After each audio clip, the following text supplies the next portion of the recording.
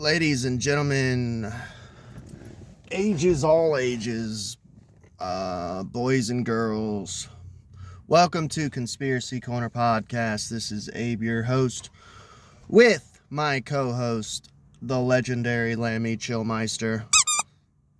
Today is 9/11/2024.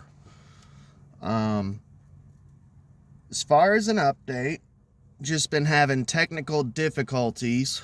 Right now, my Leave the World Behind episode should be premiering. Let me turn on my fan. Should be premiering right now, which is good. I haven't done a Leave the World Behind episode here recently because I've been busy. Last day off, I took my brother-in-law out and his family for his birthday. We went and got some Japanese. Got to try eel for the first time, so that was cool. Yesterday, me and my wife went on a date. We went to the library because they had a free Revolutionary War exhibit with all sorts of old Revolutionary War flags and descriptions of what each flag was, different battles, uniforms. Just cool ass fucking shit, man. I actually did an episode talking about what the exhibit is like. It was a Blue Pill podcast episode 2 episodes ago, I believe, called Pie Eating Contest and Revolutionary War Exhibit. Go check it out. It was cool. So I'm not going to go into great detail, but yesterday I did sit down and do a Leave the World Behind podcast. We get into 2 chapters of the book, but we also go into a deep dive of what the symbolism is, the occult symbolism of a pink flamingo. And it's premiering now, but when you watch this episode will come out later, so go check out last episode. It should be on YouTube. And yeah, we go into some deep occultism on what a pink flamingo means in the occult world.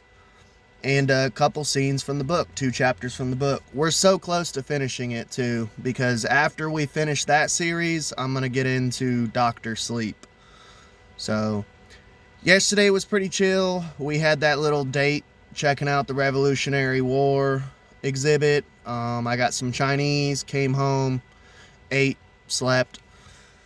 We're old people. After dates, sometimes we just come home and sleep.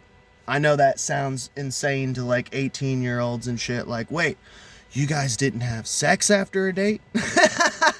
Yeah, wait till you get into your 30s. You start going on dates and you go home and you're like, oh, a kiss and a hug is just good enough, you know? Which is sweet. That means you have a good, healthy marriage. But, yeah, that's what your 30s is going to look like. You'll go, do I really want to have sex right now? Nah, I'm good. But, alright, let's get on with the episode. So, I'll try to keep quick and to the point for the most part on this episode, because I'm kind of running out of time a little bit. Just because we've been having technical difficulties getting the last episode out because of my stupid cat jumping on the keyboard of my wife's laptop. She went to get up and get him water, and he's so fucking crazy. The orange bastard. He's like a orange cat. I don't know what type he is. I think we think he's Siberian or something. Stepped on the keyboard, fucked it up. So we had to like redo everything just to get the last episode out and premiering on YouTube. So it's one of those days, man. I did an episode on Russell Brand and talking about there's a lot of hate in the conspiracy community towards him converting to Christianity, and a lot of like bigger channels like Jacob Israel was talking shit about Russell Brand, Truth Seeker, all these channels that are like supposedly Christian channels were all talking shit about Russell Brand converting to Christianity, and I just thought it was shitty, because as someone who is a former Christian, I'm like, shouldn't you guys be celebrating? And they're like, well, he's Illuminati. He has 33 tattooed on his wrist, and he's what do they call it? Controlled opposition and all this. And I'm like, if you guys are Christian, like, I don't want to be a Christian. And as someone who was raised as a preacher's kid and drugged to church, like, most of my fucking upbringing, like, this is the reason I'm not a Christian, is because of people like you. Like, and to this day, like, I would never join Christianity. It's disgusting. But I respect Russell Brand for joining it, and I'm glad that he found some spiritual peace within through Christ. I'm glad for him. The whole time I was celebrating, and I was questioning all these other Christian conspiracy channels.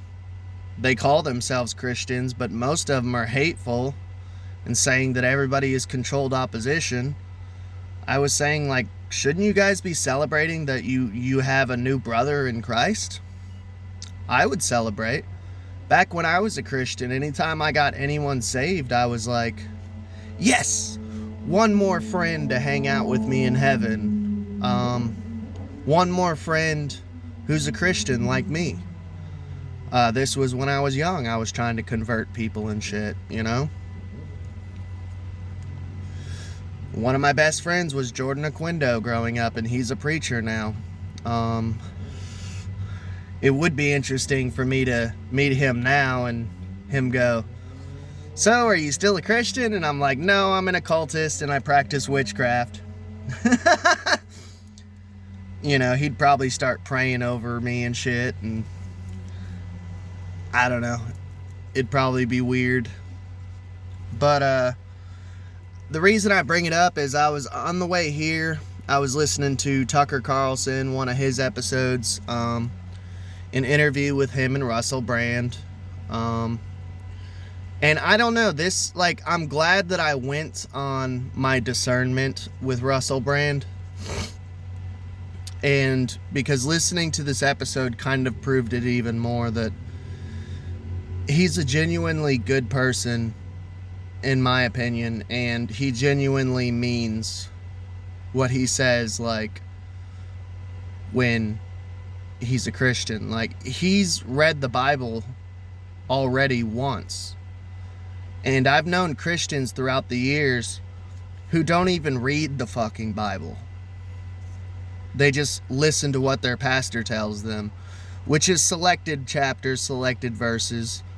He actually has sat down and read the Bible cover to cover. Tucker Carlson has too. And even Tucker was like, aren't you a little surprised of what's in there? Of what some of this shit says, you know? Obviously, he didn't say shit, but I'm an uncensored podcast, and you get the gist of it.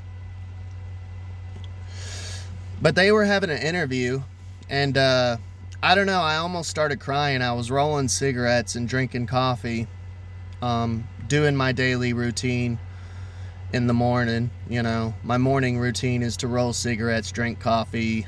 I do my affirmations for the day in a notebook I have. Write down what I'm thankful for. Write down my intent for the day. 33rd degree shit. The secret, you know. Talk with my wife, hang out with her, try to do some side work with my side gig, which is podcasting, which is what I was doing this morning. But I almost started crying, dude, because Tucker Carlson said before the interview they were in Phoenix, Arizona doing a lecture/live podcast. Basically, what happened was Tucker went on stage, did a whole lecture. Then he brought out Russell Brand. They did a live podcast in front of an audience, which was pretty fucking cool. Tickets are cheap, by the way. Me and my wife are trying to get them to go see Tucker Carlson live and watch him speak.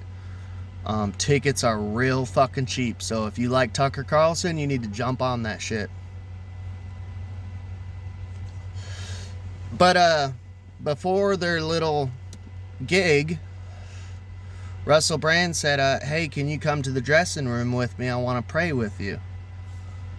And Tucker Carlson was like, man, I thought it was like, he said at first, my natural instinct, he said, if you would have asked me that question 5 years ago, do you want to come to my dressing room and hold hands with me and pray? I would have looked at you and said, no, I don't swing that way. Or that's fucking weird. You want me, a grown man, to come in to your dressing room alone and hold hands and pray with you? Like, that's fucking weird. But both of them, he said both of us, you know, have like grown spiritually enough, and just in general have grown as people, and they see how evil the world is and how much of a spiritual battle that we are in, that he's like, sure, you know, like, I'll do it. So they went to his dressing room and prayed and shit. And I don't know, hearing that, I'm like, man, I'm glad I stood up for Russell Brand, because, you know, like, I'm against Christianity and a lot of it, but I've always said, like Glenn Danzig said, lead singer of the Misfits, he said, religion, as long as it gets you through the day and makes you a better person, that's all that matters. And I don't know, I just started like almost crying. I started getting wet while I was rolling cigarettes. My wife's like, are you okay over there? I'm like, yeah, it's just sweet. It's sweet. How sweet the sound, you know? And then another proof of character of Russell Brand that I thought was pretty cool was, obviously they both probably flew in or drove there to Phoenix, Arizona, but they're all hanging out at like the same hotels and shit, you know, because it's usually whoever's hosting the event will pay for the speakers, and they usually put them all up in the same hotel and shit. So him and Tucker Carlson are hanging out, and Tucker Carlson and Russell Brand, because Russell Brand is sober, they got up like at like 5 a.m. that next morning. You know, so they're sitting in the lounge drinking coffee and shit, and Russell's like, hey, do you want to come to a meeting with me?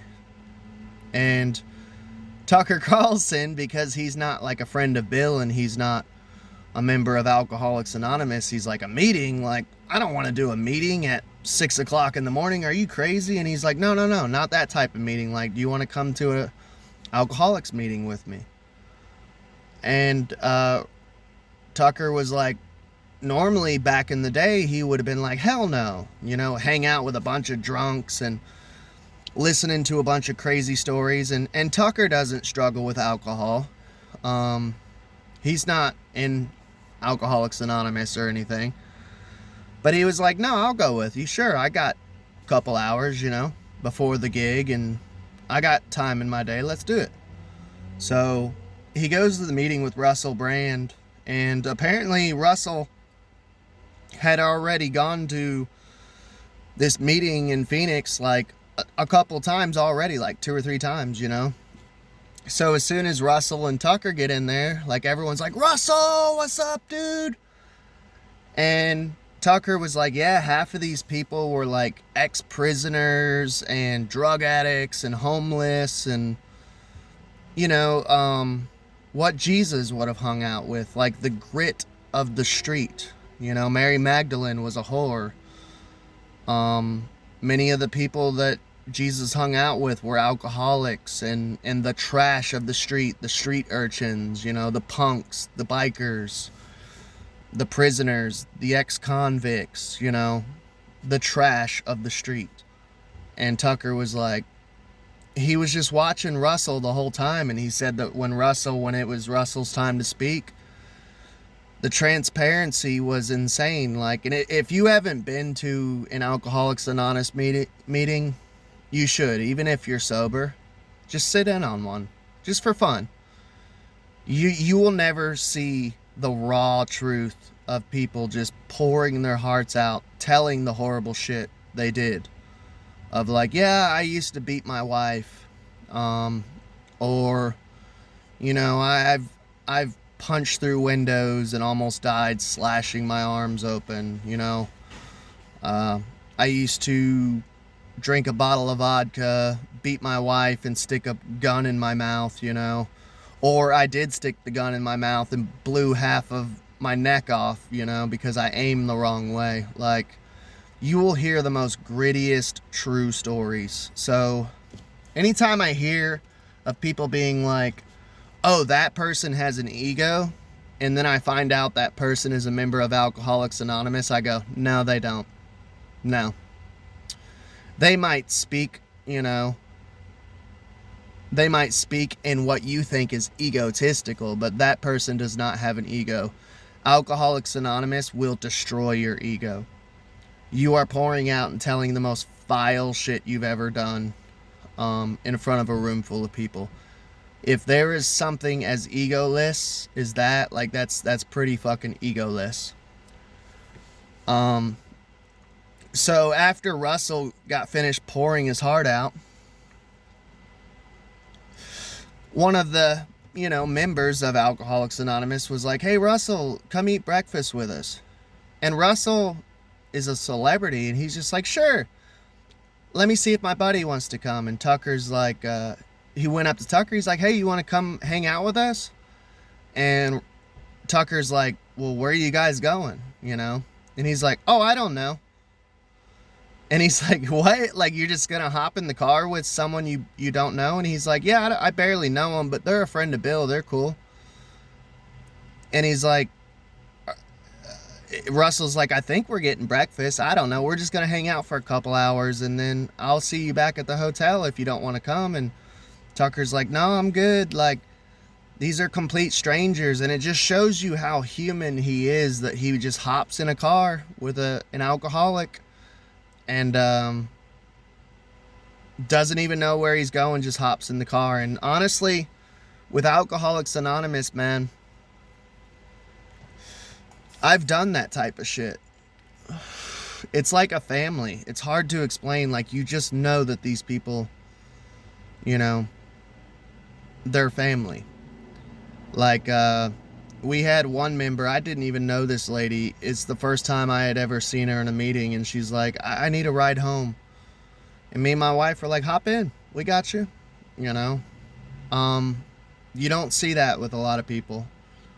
And we just heard her story, bringing her home. She was a younger lady with head injuries, and she became an alcoholic when she was like 5 years old.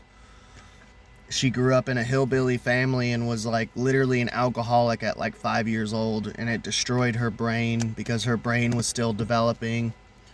She was walking around using a cane and just, pardon my French, but she was retarded from alcohol brain damage and shit from becoming an alcoholic at 5 years old. And I asked her, like, how much were you drinking? And she was like, dude, I was doing like 5 or 6 shots a day at like 5 years old, you know. My dad and my mom would just have a whiskey bottle on the table, and we'd just all get drunk every day, all day, at like 5 years old. But I don't know. I wanted to bring that up and double down on Russell Brand, because I truly do think he's the bee's knees, and I think he's the real deal. I don't think he's controlled opposition. I don't think he's a bad dude. I think he means well, and I think he is the bee's knees. I think he's the real deal. Something else I did want to say, since we're talking about it, and I really didn't plan on this episode being that long just on that one subject, but I don't care. This podcast is loosey-goosey, you know. Tucker was describing how hanging out with Russell Brand, how odd it is that, like, the vibrant energy that he puts off. Like, first of all, during the interview, he walked out on stage barefoot and just sit Indian style. And Tucker, that was the first thing he brought up, was like, you know, I grew up like a 70s Republican, you know, and like we would have automatically have looked at you back in the day and been like, oh, he's the enemy, he's the downfall of America. But now you're like my friend, man. You're like one of my truest friends. And I don't know. That's good to see that gap bridging with people and stuff. It's beautiful to see. That's what America is supposed to be. Of like a conservative Christian in a suit hugging a hippie who's barefoot with flowers in his hair. And he was saying like he never seen someone give off such exuberant energy. Like he was walking around with Russell and like Carlson was like, dude, like I'm usually like my hands are in my pocket, I'm looking down, I'm just trying to get where I'm going. And Russell, he said like he doesn't just he walks around like he's like flowing through life. And like every person he passes, he's like staring them in the eye and like, hello, how are you? You know, like, what's your name? You know, and they just start chatting. And like while he's talking to them, like he's putting his hand on their arm or like looking in their eye and like listening and actually responding. Like it's not like a hey, I'm busy, I gotta go here. Like Russell just flows, man. And he's like, he's never seen that type of person or energy. And I'm like, listening to that, I was like, dude, I need to be more like that. Like, that's something I should strive to be. And I usually am, for the most part, that type of person. But I need to be that more. Even if my day is shitty, even if I'm struggling with mental illness, even if I'm, you know, just struggling, I need to remember to be more in the flow of things. Being in the moment, like Buddhism teaches, you know.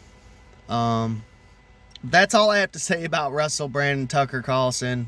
I didn't think I would talk that long on it, but let's talk about, I think, the debate. Let's talk about maybe the debate next, since that's what's going on.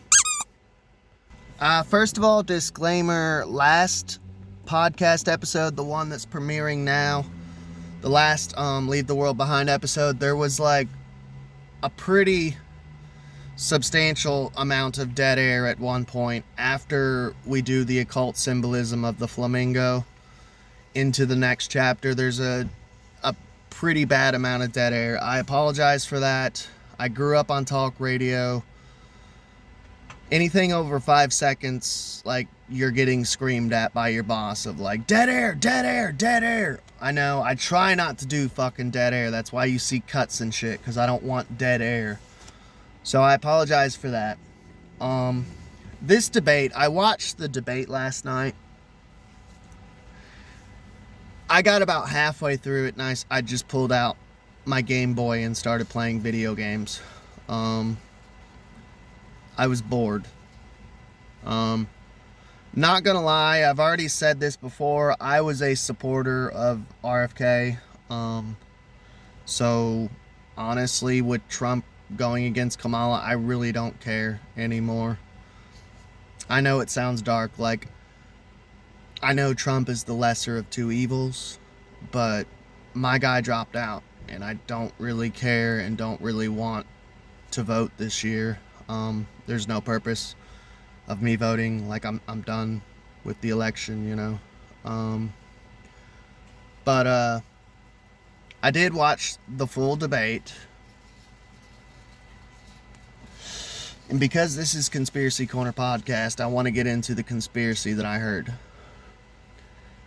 Kamala Harris was wearing earrings, and people found these earrings online, what they think are the Nova HI earrings. And they're thinking that they were earpieces. Apparently, you clip them on, they're clip-on earrings, and they don't project noise. They project noise through your earlobe, and it goes into your canal. Which, first of all, that's amazing technology. Second off, like, I might start having to cross-dress when I come to work just so I can listen to my headphones and listen to podcasts. Just an idea. Yeah, Nova High. Check them out. They're clip-on earbuds outside of your eardrum. Like, so they're not in here, they're right here, projecting through your earlobe. Now, Kamala says they are Tiffany's earrings. This is one of those fun conspiracies. I miss fun conspiracies. Like, I love conspiracy theories, but sometimes you get tired of like the dark ones, man, and you're like, can we not talk about children being sacrificed? Can we just have a fun one? Like, an example of a fun conspiracy was Ron DeSantis was wearing high heels to make himself look taller. And there was a whole thing called like Bootgate or something like that. That was like a fun one. I'm like, yes, finally a fun conspiracy that doesn't make me feel worse and horrible and dark and into the world, you know? This one is kind of like that. To me, it's like a fun one, you know? Which, watching the debate, I do think that Trump won, obviously. But I gotta say, dude, if she was wearing earpieces, it had to have been Obama in that earpiece, because Kamala was not cackling. She wasn't doing that word salad witchcraft stuff that she normally does, of like, you guys know what I'm saying. She actually was like coherent, well-spoken. She put up a good fucking fight, man. But I do believe that Trump won the debate. And there could be some leftover Trump train bias in me, because I was a voter of Trump his second term. And I was a Q-tard, and I was pretty hard on the Trump train. But yeah, he won that debate. But even if, I think there's one thing that there's people are missing, is like, she keeps bringing up that I was middle class. We grew up poor. We were in an apartment complex. My neighbors helped raise us, you know. But you're wearing Tiffany's earrings. That's the brand that she says they were, is Tiffany's earrings. People looked up the earrings. They're like $800. So do I think that there is a microphone, or not a microphone, but a speaker in those earrings? Possibly. I don't know. We can't prove it. I mean, I can't prove it unless I literally walked up to her at that moment, pulled the earring off, put it on me, and was like, I hear Obama. Like, we can't prove it. It's a fun conspiracy. It's possible that it's you know, Obama's in a basement somewhere with a microphone speaking into her ear through a speaker. It's possible, but I can't prove it. But I think we're not focusing on the true part of it, that those are $800 earrings. Even if I was fucking rich, I told my wife, and luckily my wife is sane and she understands the value of money. Not the love of money. The love of money is the root of all evil. That's what Jesus said. But the value of money, when people say money is evil, money is the root of all evil, I say, no. That's not what Jesus said, for one. Two, money itself is an inanimate object. The love of money is the root of all evil. That is called greed. It's a 7 deadly sin. You can do a lot of good with fucking money. If I was rich, I would become a philanthropist of what an actual philanthropist would be. Because we get what they call philanthropist of like Bill Gates, all these lizard people who are like dark as fuck, and they call them philanthropists and shit. And Obama puts little medallions around their necks and gives them awards. And we all know that they're evil as fuck. I would actually spend my money wisely. And we would wear, honestly, I'm a punk. I would wear the same shit that I wear now. I'm not gonna lie, I would spend my money every now and then with parties and vacations and trips and stuff, but I wouldn't spend it unwisely. Like $800 for a pair of earrings. And Kamala, you're trying to reach the middle class and the lower class. and you're wearing $800 earrings, even if I was a millionaire and my wife came up to me and was like, hey, I really like these earrings, they're $800, I would go, what? Are you kidding me? $800? Like, do you know how many poor people we could feed with that? Like, no, get the $50 earrings, which even that's fucking high, but $800 for a pair of earrings. What the fuck? How out of touch are you, dude? Even if I was a millionaire, no way would I spend $800 on a pair of earrings. That is insane. That is insane. That is how out of touch you are. God bless everyone. Peace be with you. Lammy, say goodbye. I love you all. Y'all have a good day.